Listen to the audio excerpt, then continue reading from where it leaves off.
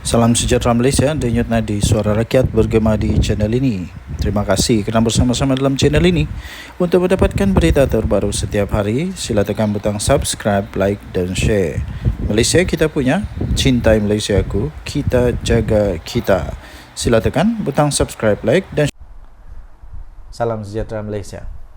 Denyut nadi suara rakyat bergema di channel ini. Nampaknya tuan-tuan dan perempuan, adalah lagi PAS terpaksa buat tabung Milo. Nah, pernah dengar kah dulu tabung Milo? Lucu. Adun Rembia kali ini kenalah minta bantuan tabung Milo PAS padan muka. Ambil mu kali ini. Apalagi PAS, kasih hulur-hulur lah, kasih masuklah kamu punya tin Milo tu, kasih edar lah di setiap orang. Saya fikir boleh dapat juga ni, tidak masalah, boleh dapat ni. Ahli Dewan Undangan Negeri Adun Rembia dari UMNO, Datuk Muhammad Jalani Kamis, dinasihatkan untuk mendapatkan bantuan PAS kerana tindakannya melompat parti.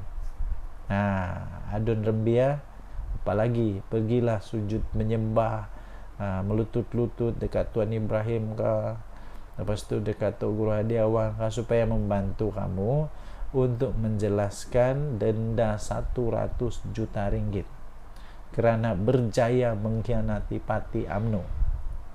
Saranan sini situ, susulan perjanjian dan aku janji. Ini perjanjian dan aku janji sudah ditandatangani, disahkan lagi, ditandatangani oleh semua calon BN yang menang pada pilihan raya. Wajib membayar denda 100 juta ringgit Malaysia kerana mengkhianati parti. Ambil kau.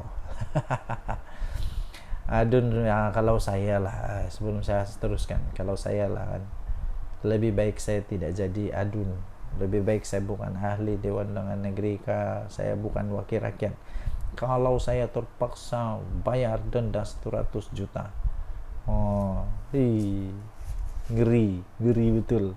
Adun Rembia kena minta sokongan kepada PAS lah, melalui tabung Milo lah. Apalagi tabung Milo yang famous tu. Tabung Milo yang famous. Sediakanlah 100 juta tabung Milo. Berapa 100 juta tabung Milo perlu disediakan ya? Sebab satu tabung Milo itu tidak boleh muat tu 1 juta.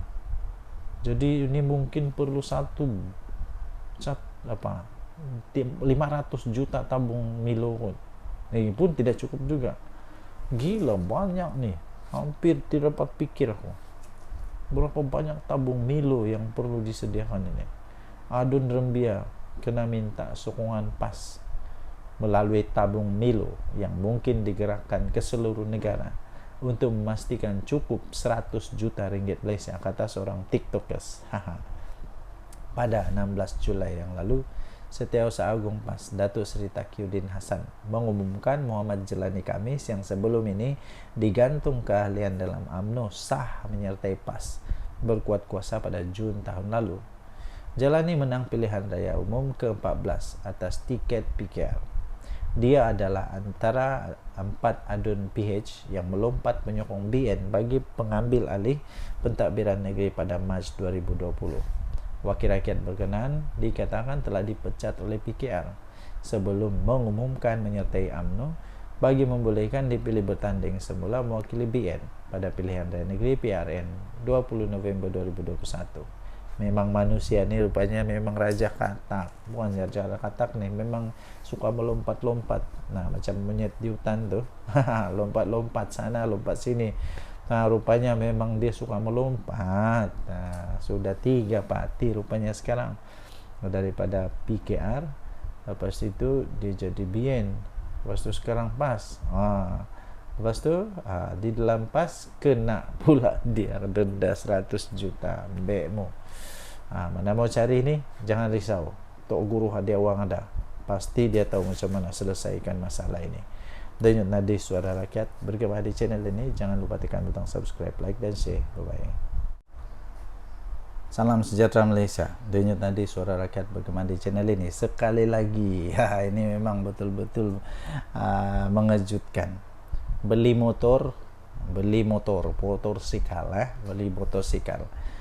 motorsikal daripada syarikat yang ada saham BlackRock. Ikut Logic Pass. Tular di media sosial dakwaan bahawa Menteri Besar Kedah Datuk Seri Muhammad Sanusi Maknor telah membeli motosikal baru keluaran sebuah syarikat yang mempunyai saham dengan BlackRock. Hobi gaya mewah memberi kenderaan dari pihak yang berkaitan dengan genosid kejam di Gaza, Palestin itu mengingatkan orang ramai akan Logic Pass membacakan mengenai bacaan kunut nazilah. Ulama PAS, ikut ulama PAS, elok dikunut nazilahkan, kata pemerhati politik Stratcom Pro Bono. Jadi kalau ikutlah ulama politik PAS ini, eloklah ini dikunut nazilahkan. Menerusi gambar yang tersebar, Sanusi yang juga adalah Ketua Pengarah Pilihan Raya PAS dan Perikatan Nasional PN dilihat berdiri di samping motor baru yang masih dibungkus kain hitam. Tertera jenama kenderaan tersebut. Dalam satu ceramah di Kedah, Sanusi dalam reaksinya berkata, dia hanya membeli motor, bukannya helikopter. Depa ingat kita tiada duit, ada kerja, adalah gaji, takkan tak boleh beli, dia kata. Suruh baca kunut nazilah lah. Tempelaknya diikuti ketawa sambil menyifatkan pihak yang mengkritiknya susulan pembelian motor itu sebagai merapu. Sebelum ini Mursyidil Ampas Hashim Jasin mempertahankan sikap wakil rakyat mereka bersama Perikatan Nasional yang membacakan kunut nazilah selepas ahli Parlimen Machang Faisal Wan Ahmad Kamal digantung 6 bulan daripada menyertai sidang Dewan Rakyat. Penggantungan itu susulan dakwaan Faisal mengenai surat layang yang dikatakan mengandungi maklumat berkaitan dalang sebenar di sebalik pengambil alihan Malaysia Airport Holding Berhad MAHB. Faisal dalam alasannya berkata bacaan kunut nazilah itu tidak ditujukan kepada kerajaan paduan, sebaliknya merujuk kepada pihak yang bersubahat dengan jenayah pembunuhan beramai-ramai rakyat Gaza seperti BlackRock yang terpalit dengan Zionis. Itulah dia kata. Okey, jadi kalau orang lain betul masalah, tapi kalau dia beli motor itu merapu. Okey, jadi tak apalah, itu semua hal-hal dorang tidak kena mengena sama saya pun. Sama ada Sanusi mau beli motor kah, mau beli helikopter kah, dia mau beli kapcai kah, dia mau beli apa sajalah, baskat kah, dia mau beli jet pejuang kah, roket kah, nak pergi lah, hampa pila main politik dengan benda-benda macam ni. Tak kisah pun aku. Yang penting keamanan dunia harus dipertahankan, hak-hak kemanusiaan harus dipertahankan. Denyut nadi suara rakyat bagaimana channel ini. Jangan lupa tekan butang subscribe, like dan share. Malaysia kita punya, cintai Malaysia aku, kita jaga kita. Bye bye. Salam sejahtera Malaysia. Wow, ini satu kejutan besar nih. Satu kejutan besar, sangat-sangat besar. Adun Perikatan Nasional papah wanita mabuk ke bilik hotel. Dedah keputusan penghakiman. 29 Julai 2024. Harapan Dele. Sekali lagi tajuk dia, Adun Perikatan Nasional, Adun PN. Papah wanita mabuk ke bilik hotel, dedah keputusan penghakiman. Ahli Dewan Undangan Negeri Adun Gombak Setia dari Perikatan Nasional Muhammad Hilman Idham dikatakan telah menjemput kenalan yang kemudiannya menjadi mangsa rogol kepada seorang ahli perniagaan. Mengikut satu kes pendakwaan, mangsa memberitahu telah dijemput oleh Hilman Idham untuk sambutan ulang tahun kelahirannya di sebuah restoran di hotel berkenaan bersama tertuduh dan beberapa lagi rakan lain pada penghujung tahun 2020. Selepas makan malam di restoran itu, mereka beredar ke bilik karaoke. Walau bagaimanapun, melihat keadaan mangsa yang mabuk, tertuduh mencadangkan bilik hotel di tempat untuk menempatkan wanita tersebut. Hilman yang merupakan wakil rakyat dari Bersatu dilapor telah memapah mangsa ke bilik bersama tertuduh dan 3 lagi individu yang lain. Kemudian setelah terjaga pada jam 4.30 pagi 5 Desember tahun 2020, mangsa menyadari berada dalam keadaan bogel. Lalu dia membuat laporan polis berhubung kejadian terbabit. Berdasarkan pertuduhan, pindaan Muhammad Zulfahimin Madsir 40 tahun didakwa telah merogol seorang wanita berusia 35 tahun di sebuah bilik hotel di Sri Hartamas pada jam 1 hingga 3 pagi 5 Desember 2020. Pertuduhan itu dibuat mengikut Seksyen 376-1 Kanun Kesiksaan. Ekoran itu tertuduh yang juga bapa kepada 3 anak itu telah dijatuhi hukuman penjara sebanyak 13 tahun dengan 2 sebatan oleh Mahkamah Seksyen Kuala Lumpur pada 31 Mei yang lalu. Hakim Nur Hasnia Abdul Razak telah menjatuhkan hukuman itu selepas mendapati pasukan pendakwaan telah berjaya membuktikan prima facie, sementara pihak tertuduh gagal menimbulkan keraguan pada akhir kes pembelaan. Mahkamah memutuskan pembelaan tertuduh adalah tidak bermerit. Lapor Sinar Harian memetik keputusan penghakiman yang dimuat naik dalam sistem kehakiman pada 25 Julai yang lalu. Mahkamah ini berpendapat pembelaan gagal mengemukakan penjelasan untuk menyangkal keterangan saksi-saksi pendakwaan yang jelas menyatakan mangsa telah mabuk pada malam kejadian. Semasa pemeriksaan balas, tertuduh juga mengakui bahwa mangsa tidak pernah mengatakan ingin bersetubuh dengannya, kata hakim itu. Beliau berkata tindakan mangsa yang mengajak tertuduh menemaninya pada malam kejadian tidak boleh secara otomatik dikatakan bahwa wanita itu merelakan untuk melakukan hubungan seks dengan tertuduh. Susulan itu jelasnya mahkamah mendapati keterangan pembelaan tertuduh bahwa dia tidak merogol mangsa adalah satu penafian semata-mata. Katanya mahkamah berpendapat kesalahan yang dilakukan ialah serius dan keji kerana Muhammad Zulfahimin mengambil kesempatan merogol ketika mangsa mabuk. Menurut hukuman terhadap lelaki itu, hendaklah memberi amaran tegas kepada masyarakat supaya kesalahan sebegini tidak berleluasa. Hakim berkenaan berkata, mahkamah juga berpandangan bahwa kepentingan awam menuntut mahkamah mengenakan hukuman yang berat sebagai pengajaran. Denyut Nadi Suara Rakyat, bagaimana channel ini? Bye-bye. Salam sejahtera Malaysia, Denyut Nadi Suara Rakyat, bagaimana di channel ini? Sanusi memang selalu mengejutkan lah. Apapun yang dibuat memang mengejutkan. Nah, tapi kali ini memang tak bikin kejut lah. Memang saya sudah agak pun. Ini saya tidak terkejut langsung. Sanusi berkata dia tidak masalah jika gerakan mau keluar daripada PN. Jadi sebenarnya pada pendapat saya itulah. Walaupun Sanusi tidak kata gerakan perlu keluar daripada Perikatan Nasional, tapi mungkin secara tersiratnya bolehlah dikatakan dipersilakan. Kalau gerakan mau keluar dipersilakan. Saya pikir sepatutnya kalau memang Sanusi mau menyelamatkan Perikatan Nasional ini, patut dia kata beginilah.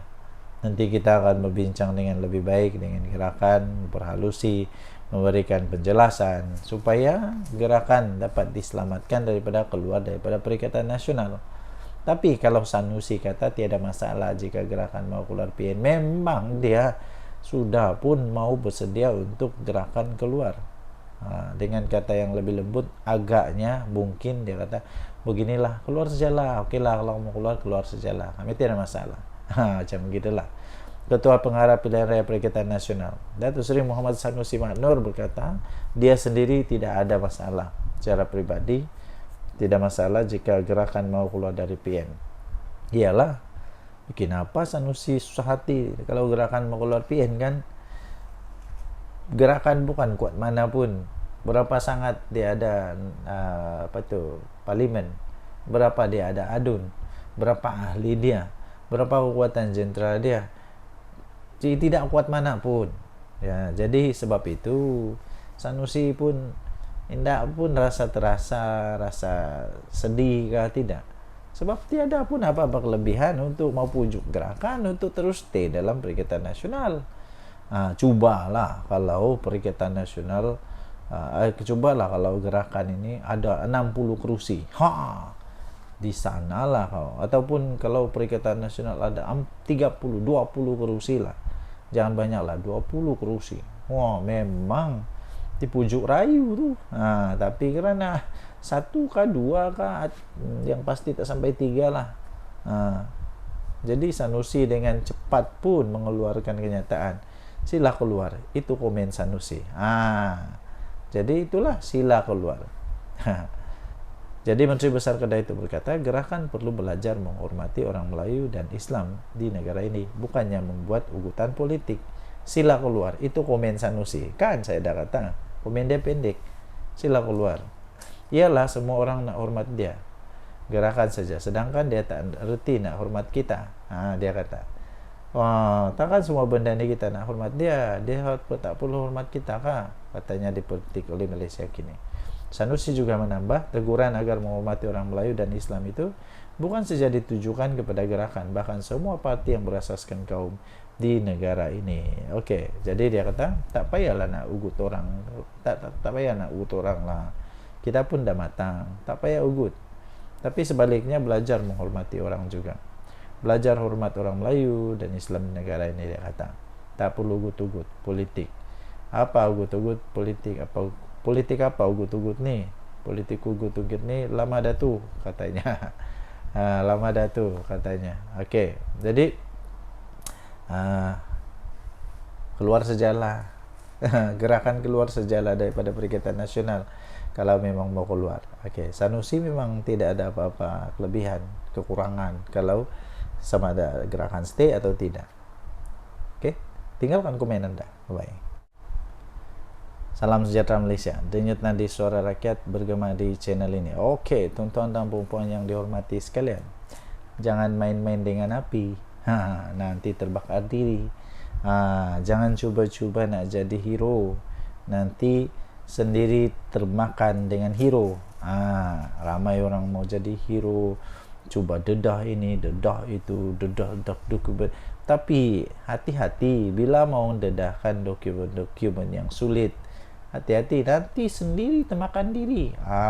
Nanti sendiri termakan dengan keinginan untuk mau jadi hero, tapi salah, melawan undang-undang. Ini tidak boleh dibiarkan. Jadi akhirnya Ketua Polis Kuala Lumpur memberikan penjelasan, peringatan. Dedah dokumen sulit kerajaan adalah kesalahan serius. Itu kata polis. Penahanan reman ahli Jawatan Kuasa Penerangan Bersatu, iaitu Badrul Hisham Syaharin, adalah proses biasa yang dilakukan berdasarkan keperluan siasatan. Jangan pula lepas ini kata kena tunggang lah, polis kena tunggang lah. Tidak, memang ini semua begini. Dulu pun salah seorang pemimpin Pakatan Harapan kena dalam kes ini. Siapa dia? Rafizi. Jadi kalau sekarang Cikgu Bat kena, sebab itu biasa terjadi. Jangan pula Muhyiddin tiba-tiba merayan kata itu ini. Muhyiddin tahu sangat, dia tahu betul dengan undang-undang ni. Dan saya terasa Cikgu Bat pun tahu dengan undang-undang ni. Ketua Polis Kuala Lumpur Datuk Rusdi Muhammad Isa berkata, kesalahan disyaki dilakukan oleh Badrul Hisham atau dikenali sebagai Cikgu Bat itu adalah satu perkara yang sangat serius di dalam mana di bawah Section 8 Akta Rahasia Rasmi tahun 1972. Jadi dia kata ini proses biasa untuk menahan reman. Ada laporan, jadi kesalahan itu kita akan siasat, dia kata. Jadi kesalahan itu benarkan kita buat tangkapan dan ada keperluan kita akan tangkap, bergantung kepada siasatan, katanya. Jadi janganlah risau kalau tidak ada apa-apa salah, nak takut apa? Kalau memang buat salah, terimalah. Nah, saya pikir Cikgu Bad yang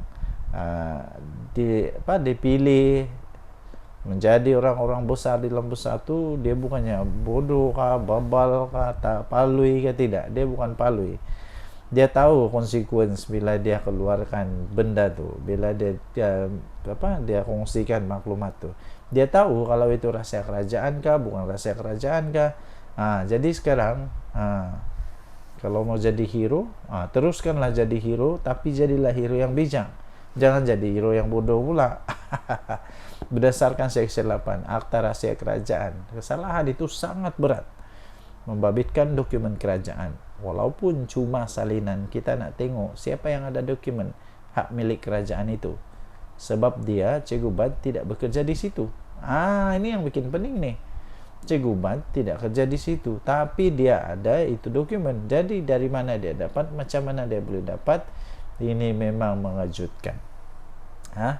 Beliau berkata demikian pada majlis serah terima tugas Ketua Polis Daerah Dang Wangi di Ibu Pejabat Polis IPD Dang Wangi.